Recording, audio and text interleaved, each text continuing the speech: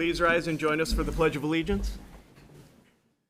I pledge allegiance to the flag of the United States of America and to the republic for which it stands, one nation, under God, indivisible, with liberty and justice for all. Thank you. Welcome to the November 17th meeting of the Attleboro School Committee. This is your notice that this meeting is being electronically recorded. The first item on our agenda tonight is a spotlight presentation from Attleboro High School's Future Focus program. So for that, I will turn it over to Assistant Superintendent Regan. Thank you, Chairman Geddes. So this evening, we're thrilled to have students and staff from Attleboro High School presenting for us. The group of students with us tonight are from the Future Focus Club. Their focus is on college, career, community, and culture, and they'll be sharing their experiences with you. I did want to note that they were also the club that supported the facilitation of the DESE visit earlier this year, so we've already seen them in action. And with that, I will hand it over to Principal Levis to get us started. Good evening. You know, as a parent, many of you know my children have been through the schools, and as a resident for many years, I've always been proud of Attleboro Public Schools. But the truth is that not until I became principal did I really understand. You know, I understand the larger community, but you know, like any community, there's many organizations that make up that. And one of the first organizations that I was privy to meeting was this Future Focus. And I say it all the time, and I say to Mr. Sawyer, I feel very blessed as I come into the school every day, and I feel extremely blessed as I leave every day. And I'm really proud tonight, and again, I'm not sure if you're aware of Future Focus and what they do, but I'm really proud to turn this over to Ms. Julie Little, our guidance coordinator, who also is the coordinator for Future Focus and several of our students that represent the group. So do you guys mind coming and sitting in these 6 chairs? And Ms. Little, I'll turn it over to you.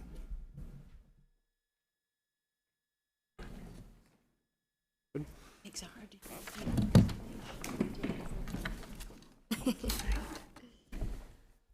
Good evening. I just want to say thank you so much to the school committee and central office for having us here tonight. Thank you so much to Mr. Levis for giving us this opportunity and really believing in our group. This is an amazing group of leaders. Many of them have been in our club since day one, and it's just a pleasure working with them each and every day. I'd like to introduce our senior co-presidents, Alexia Brown and James Bowie, who were there from the absolute very beginning. Junior president is Lila Morrison. Senior Kara Wiley is our creative director. And Justin Najera is our senior, who has been very instrumental in community outreach. At this point, I'll turn things over to Alexia. So Future Focus was originally a part of ACRE, which is a program for first-generation college students. But it then we kind of branched off a little bit because we wanted to create more of a community that everyone could join. So that's how we branded our club, and it became it has the same things that ACRE likes to focus on, but anyone can do it. And ACRE is more of a program, and that was by Mr. Amaral and Mr. Riley, who ran that.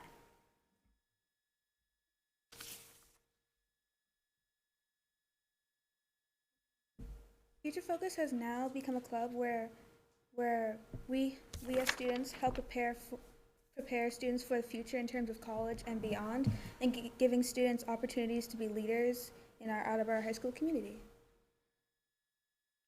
We ensure that there is a place for everyone, even if someone can't attend the meetings. We always work it out. We have involved so much than college opportunities. Yeah, and when thinking about what we do, as aforementioned by Justin, we extend much further than just college opportunities that you may expect. So at the core of our club is a sentiment of equality and providing opportunities for a vast, diverse group of people that is truly inclusive of everyone is a goal that we always have in mind. And I think that you'll see that actionably through the rest of our presentation today. We work hard to challenge ourselves and to provide free opportunities and eliminate barriers, which has frequently yielded exceptional inclusivity within our community. We also are known to help the school and community with school and community events, like giving tours throughout the summer and other programs that we do during the school year. So one of the biggest things that we do at Future Focus is focus on college exploration. And one of the main ways we do this is through the College and Career Fair, where we volunteer to set up and support running the College Career Fair all throughout the day. And we also run a thing called the Alumni Series, where we at Future Focus ask alumni from Attleboro, hey, could you come to our high school to provide explain your college experiences to our students. And the conversations that we have with these alumni are really important to these students because they give honest and real insight to these people who used to be just like the students. So another thing we try to focus on is the career aspect as well. Not everyone is going to want to go to college after high school, and so we've tried to include a lot more trade schools at the college fairs, but then also career opportunities, the military, stuff like that, and also local businesses like Bliss for just jobs. And then we have like Electric Boat, they have internships and stuff like that, so we've tried to include a lot more of those in the college fairs as well. One thing that mainly defines us is community opportunities. Volunteering has become a big staple of Future Focus, whether it's giving summer tours to upcoming freshmen, helping out at major events like the College and Career Fair, tours for other technical high schools, and even the DESI tours, which I was a part of. Students have been given opportunities to show off their leadership skills and show their appreciation for Attleboro High School in a number of ways and show the culture we have at Attleboro High School. We owe this all to Mr. Levis for giving us the opportunities to represent Attleboro High School, as at our first meeting 4 years ago, we filled 3 to 5 seats, but now we've grown tremendously to over 40 seats, and we promote student voice and leadership opportunities to students of any grade. The final pillar we will discuss is culture experience. Through the growth of our club, we have been given opportunities to venture out of the scope of Attleboro High School, like visiting different colleges like Bridgewater State. But the greatest opportunity we had so far is getting to see Hamilton live on Broadway at the Citizen Opera House in Boston. This was a magnificent experience that we will never forget, thanks to our partners, Rodman for Kids. And these are the pictures that was taken at Hamilton. And then looking into our future, of course, we have our alumni series, which we kind of alluded to before coming up, starting with West Point.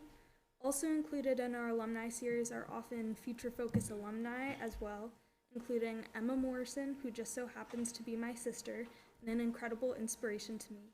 From being the salutatorian of Attleboro High School in 2024 to going to a highly selective small liberal arts college and now studying abroad in the south of France, she had a unique, very involved college application process, which forced me to learn a lot about the industry of college applications and its subsequent injustices from a young age, because it's definitely not a fair process by any means. I understand my privilege that I've been able to absorb all of this valuable information, so I took the initiative to put together a new series, College Planning from a Student Perspective, where I put together materials to create a support group and educational resources for my peers and myself to better understand the college application process.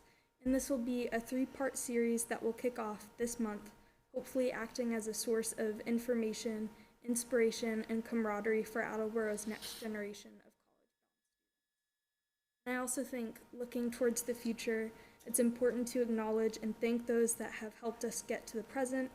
So thank you to my fellow members, to Ms. Little, Mr. Amaral, Mr. Riley, and all of the educators and staff who have made this possible, and to Mr. Levis, Mr. Gorman, and the school committee for giving us this opportunity for celebration by allowing us to pursue a whole new level of community engagement. Awesome. We weren't sure if you You were done? Yeah. Awesome. Well, congratulations.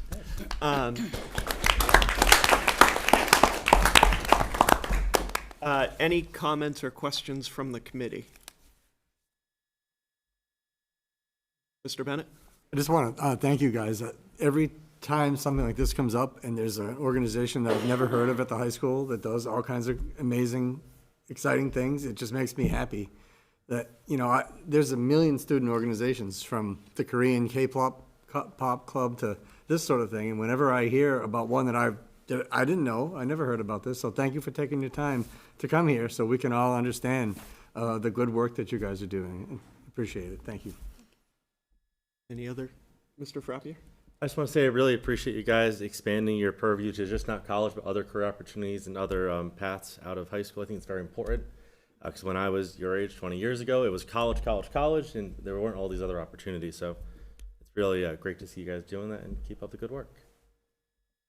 Mr. Storrs? And I also want to say thank you for being part of the DESE presentation. From what we have heard, what was reported into us, DESE was so impressed with Attleboro, and it sounds like you guys were a big part of that, so thank you. Ms. Johnson?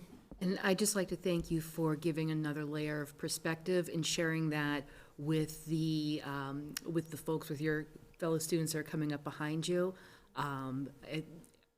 We get strength in diversity and diversity of thoughts and opinions and experiences, and I see this as nothing but a good thing.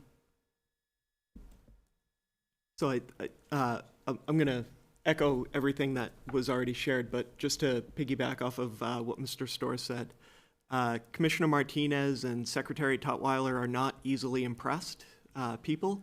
But seeing and hearing their experiences with our student representatives, I didn't realize it was the Future Focus group at the time, but they truly were impressed, and I think it only makes sense that the student organization helping our other students plan for what they do after high school really epitomizes what we want in a vision for a graduate, and so thank you to the high school administration for putting these students forward to support that event. I think going off of the portrait of a graduate, to Mr. Frappier's point, it's no longer just college. It's not just community college or a state university or a private institution. It is all the career opportunities that we're preparing students for. It's all the military opportunities. So we're grateful to students taking an initiative to support a lot of that planning process, because I have to imagine it gets old hearing it from high school administrators. No disrespect, Ms. Little, but hearing other students talk about it and facilitate that planning and provide that peer support, I think, is extremely critical. So, congratulations. Any other questions or comments from the committee? Awesome. Thank you all very much for your time tonight. Great job. Great job. Thank you. The next item on our agenda is our Student Advisory Council report. And so for that, I will turn it over to Ms. Olson, and for the first time, Ms. Ayesienga. Did I say it correctly? A little. Closer than my first try. Hi. So in terms of our student life, the College and Career Center have been holding XBlock sessions to help with college stuff, resumes, and have been very helpful. And then this week we're also doing our on-site admissions. Today we had Bridgewater State and tomorrow it's UMass Lowell, and then we also have Suffolk University attending and Roger Williams. This week we're having Blue Pride Night on Thursday, November 20th to advertise all the clubs and activities that are available here at school. We had our Powder Puff game last Thursday, and the junior class took the win over the seniors. And then our homecoming dance is this Friday, and the theme is Old Hollywood, which is being planned entirely by the sophomore class. This week was the beginning of our pep rally, and the individual classes from freshmen to seniors have been planning and working on their posters. So the sophomores are doing a Chick-fil-A theme, the seniors are doing a Minion theme. The juniors and the freshmen are to be revealed at the pep rally. And then this week, we're also doing a spirit week leading up to the pep rally, and many people have participated, and Student Council came up with a new point system to encourage participation. So students who participate go to the SAO to get points for their grade. And then we are also holding a Let's Talk Turkey fundraiser where students can pay 25 cents to add a feather and donate a can of food to the Student Council's food drive, and take feathers on and off teachers' names to have them dress up as a turkey at the pep rally. And then last week, we also had two seniors, Tatum O'Brien and Ryan Landry, sign their official commitments to play soccer and baseball respectively at Quinnipiac and Merrimack. And winter sports are going to start beginning in the first week of December. I'll take over for the student government and arts part, but I still want to thank Nancy. She's been working really hard behind the scenes while balancing volleyball, and they've been doing an awesome job at that. But in terms of arts, the HS Music Department is hosting a fundraiser at BJ's Brew House on December 17th, which applies to dine-in, takeout, and online orders. And if you want more information, you can see the HS Band's Instagram. This will be a big help for our fundraiser because we want to participate in a competition called Music in the Parks, where we get to compete and also go to Six Flags. And it's just a really great experience to meet other bands and also just kind of show off our skills at the scholastic level.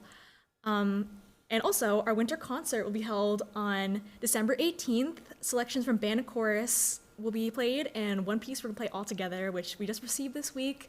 I gotta say, it's really good.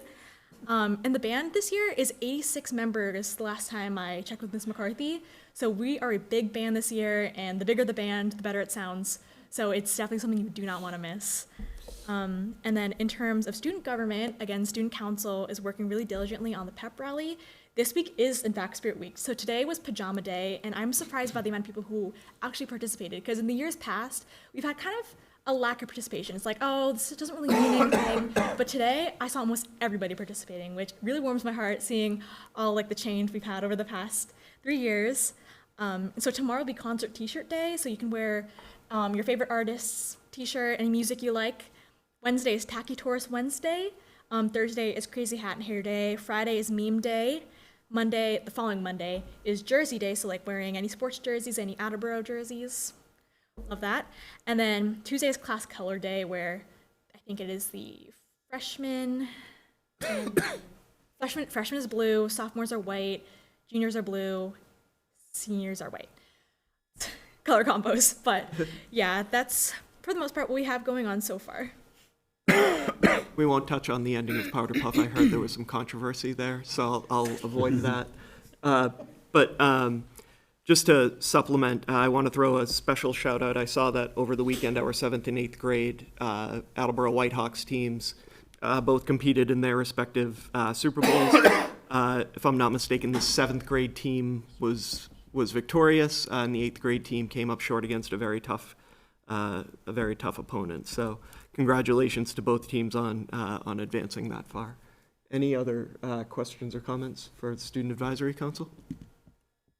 Excellent. Seeing none, we'll move on to the next item, which is the minutes from our November 3rd meeting. I'll entertain a motion to approve. So moved. Second. Right. Any updates, comments, concerns, edits to the minutes?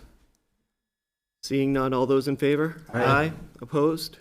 Motion passes unanimously. Next is our superintendent's report, and for that, I will turn it over to Mr. Sawyer. Thank you, Chairman. I have two brief updates for the committee this evening. As I mentioned in my update on Friday, we had a team that participated in the joint MASC and MASS conference last week, presenting on our use of performance assessments as part of our participation in MCIEA. Ms. Regan and her team did a fantastic job of highlighting all the good work that's going on in the district. But I just thought it was noteworthy that in the wake of question 2, it is very clear that districts are sincerely thinking through issues that we've been grappling with for a long time.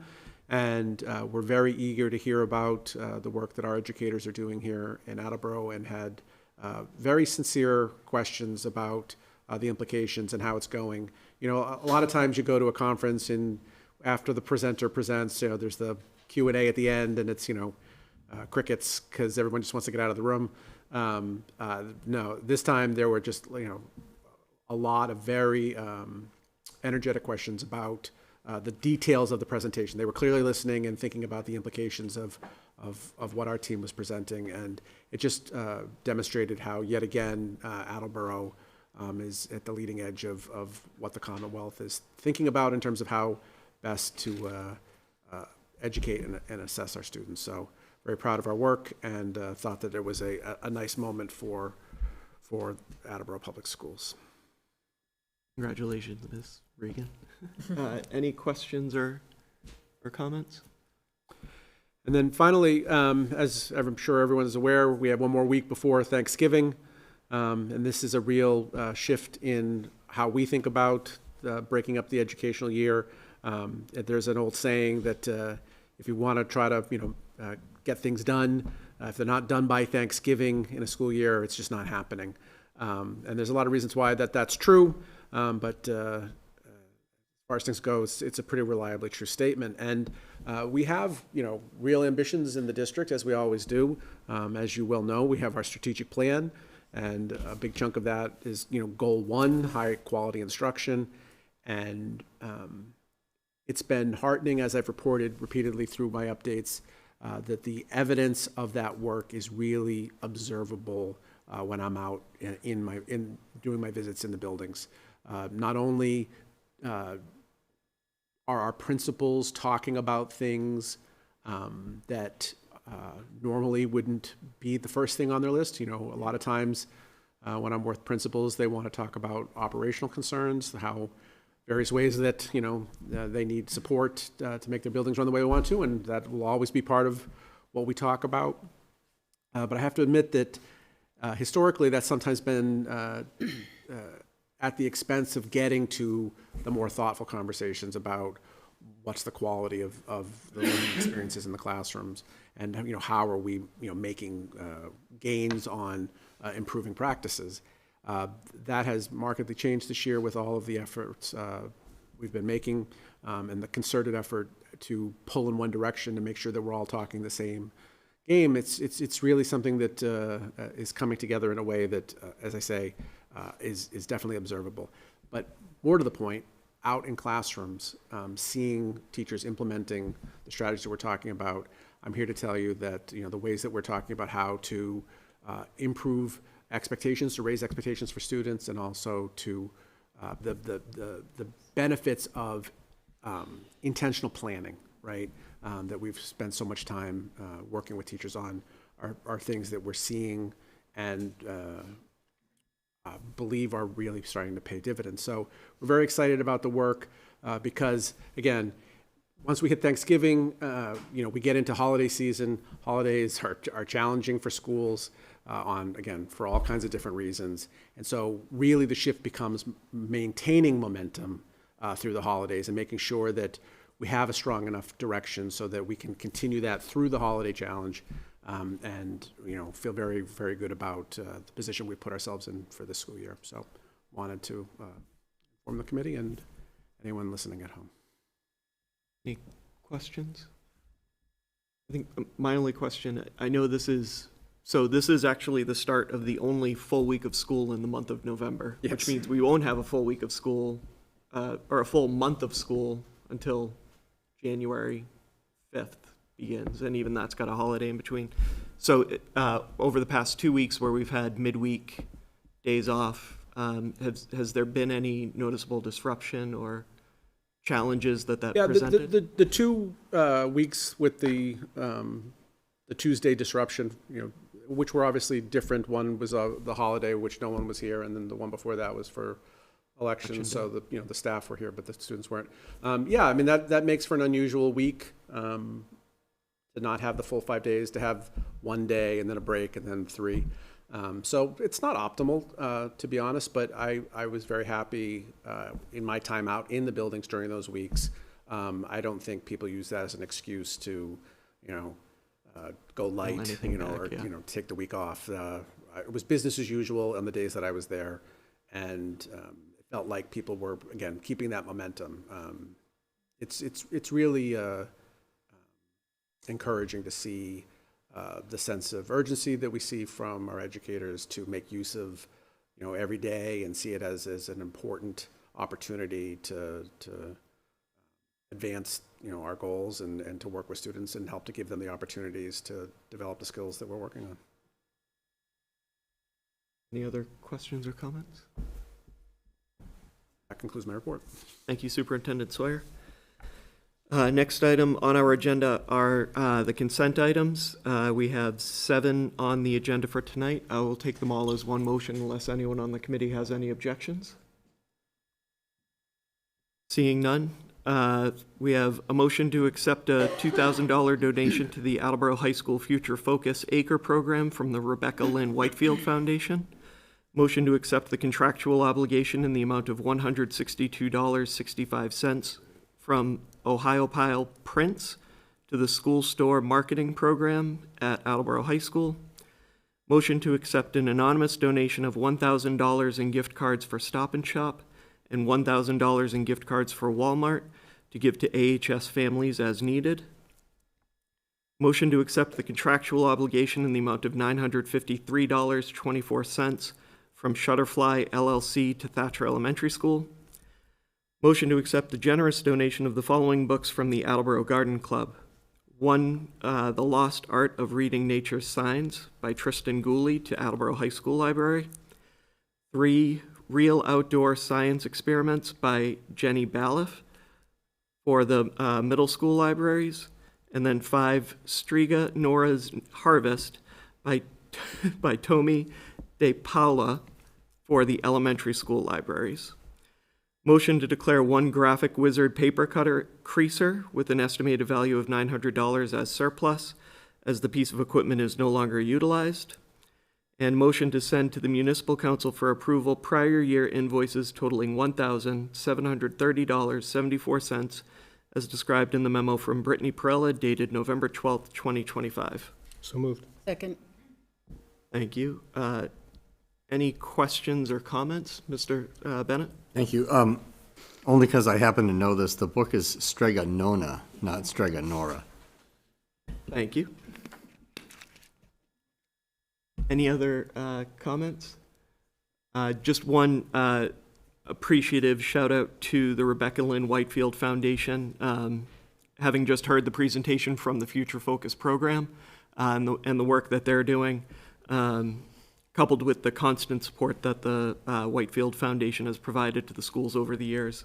Thank you to Mr. Whitefield and everyone else on the foundation board for that donation. All those in favor? Aye. Opposed? Motion passes unanimously. Next item on the agenda is the subcommittee reports. The only subcommittee reporting tonight is our Finance and Budget Subcommittee from their November 11th meeting, and for that report, I'll turn it over to Subcommittee Chair Larson. Thank you. The subcommittee met, and we had a relatively brief meeting, but good discussions.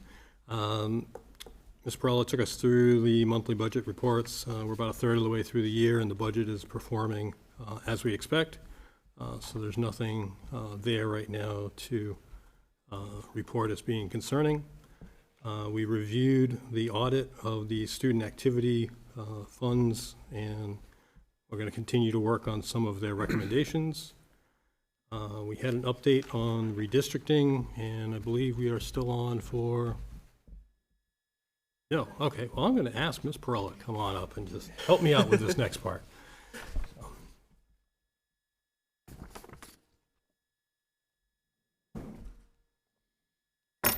So we've been working with the redistricting team, the O&I Council, and Ross Haber and his staff to kind of finalize those boundary lines. Every time we are moving one boundary, moving a neighborhood to kind of accommodate what we're looking for, it's creating other ripple effects in the other school boundaries. So we're kind of working through what those look like to make sure that we're maintaining diversity across the schools and that we're getting the boundary lines correct, because we don't want to present anything without having it fully vetted. So we're still going through those exercises, making sure it's accurate, and what we want to present to the community is our final product. So we're still in that limbo part of just making sure that the boundaries are correct. So we're about 95% of the way there, but we just want to critique a few other boundaries to just make sure that we're providing the best opportunity for the students. Okay, so we will not be meeting this week. No, it's going to be early December. Okay, so we will notify the public when we have that date. Yep, once it's solidified. Okay. That's fine. I would much rather do this once and do it correct. Yes, So. that was the plan, so thank you. All right, unless anyone has any other questions. We did have one motion to bring forward. We motioned to recommend the full committee send prior year invoices in the amount of $5,119.48 as described in the memo from Brittany Perella dated November 5th as a prior year invoice. So moved. Second. Questions or concerns? All in favor? Aye. Motion passes. Chairman, that's the extent of my report. Thank you. Next item on the agenda is open forum. This is the time when members of the public may address the school committee.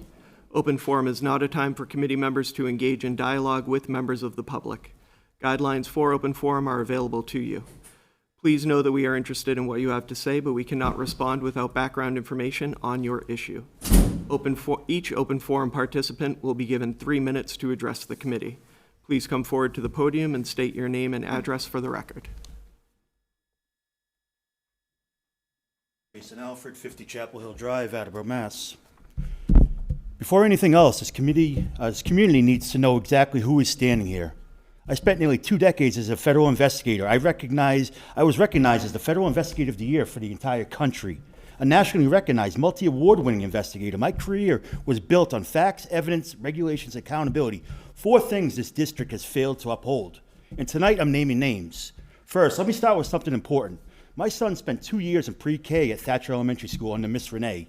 Yes, it was only a few hours a day, but in 2 full years, there were 0 issues, not one restraint, not one behavioral incident, no complaints from her, no complaints from my son. Everything changed in kindergarten at Thatcher. And during a parent-teaching conference in November 2021, Miss Kerry Fernandez told me she wished she had a classroom full of Jacksons. Those were exact words. Yet only months later, I learned the same teacher was allowing my son to be restrained repeatedly, more than 20 documented times, and placed into a so-called timeout room, equipped with a locking mechanism under Massachusetts law is an illegal seclusion room. This wasn't a child problem. This was and is a district problem created by the people responsible for it. And tonight, I'm going to name them. Superintendent David Sawyer, you refuse to even look at parents who stand here. You stare straight ahead while other committee members at least have the decency to look at the speakers. Your body language alone tells us exactly how much you value the voices of the families in this district. And on top of that, you repeatedly misstate regulations to provide families with false information. Special Education Director Yvonne Medeiros, under your oversight, illegal restraint and unlawful seclusion have become routine. School Committee Chair Robert Geddes, you run cover fire for this district every chance you get. When I raise concerns about retaliation, including the targeted removal of my access to a parental application, instead of allowing the superintendent to answer for his own actions, you jump in to speak for him. And every time you do, you misstate regulations, you present wrong information as if it's fact, and you use your position to shut down accountability rather than uphold it. And Kerry Fernandez, you didn't just allow my son to be restrained, you were complicit in it. You created the environment for it. You encouraged it and you made it happen. And let me add this. If anyone watching knows Ms. Fernandez or Ms. Medeiros or even Ms. Renee, please let them know I'm talking about them tonight since they're not here. I believe in transparency, and I would say every single word of this to their faces exactly as I already have. Since my October 20th statement, many parents have contacted me with stories just like mine, and some even worse. That's not surprising because this didn't start with me. This didn't start in 2025.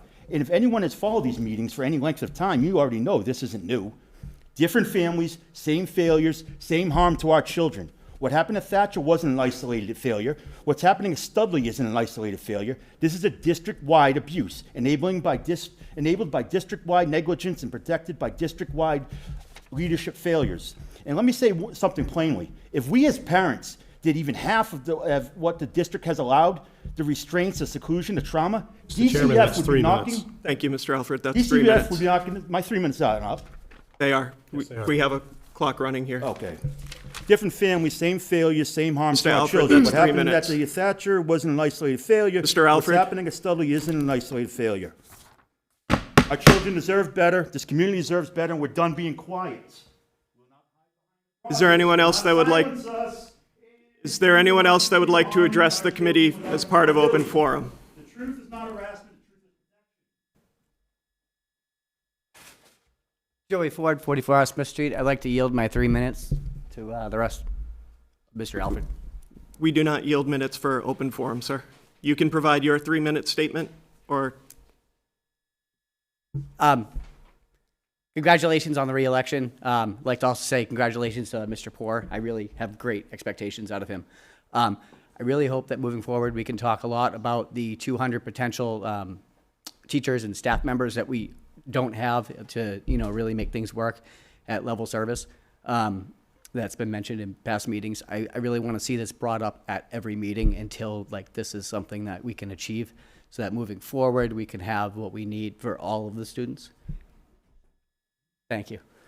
Thank you, Mr. Ford. Is there anyone else here that would like to address the committee as part of open forum?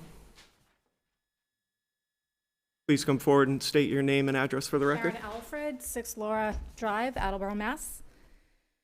I'm finishing up. So, Ms. Renee, please let them know I am talking about them tonight. Since they're not here, I believe in transparency.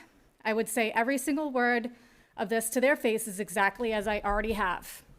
Since my October 20th statement, many parents have contacted me with stories just like mine, and some even worse. That's not surprising because this did not start with me. This didn't start in 2025. And if anyone has followed these meetings for any length of time, you already know that this isn't new. Different families, same failures, same harm to our children. What happened at Thatcher wasn't an isolated failure. What's happened at Studley isn't an isolated failure.